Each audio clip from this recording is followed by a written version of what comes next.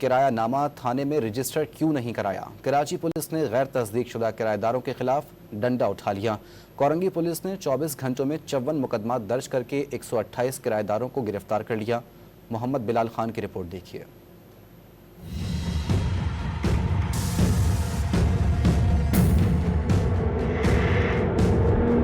کراچی میں غیر تصدیق شدہ کرایہ داروں کی شامت آ گئی۔ کورنگی پولیس نے غیر تصدیق شدہ کرایہ داروں کے خلاف آپریشن شروع کر دیا۔ 24 گھنٹوں کے دوران کرایہ نامہ تصدیق کے لیے تھانے میں جمع نہ کروانے والے 128 کرایہ داروں کو گرفتار کر کے 54 مقدمات کا اندراج بھی کر ڈالا۔ ایس ایس پی کورنگی توحید رحمان میمن کے مطابق کرایہ دار ایکٹ 2015 کے تحت کرایہ دار کرایہ نامے کی رجسٹریشن تھانے میں کروانے کا پابند ہے۔ اس ایکٹ کے تحت جو لینڈ لارڈ ہے یا پراپرٹی ڈیلر ہے وہ باؤنڈ ہے کہ پولیس کو ودن 48 آورز انفارمیشن پرووائڈ کرے۔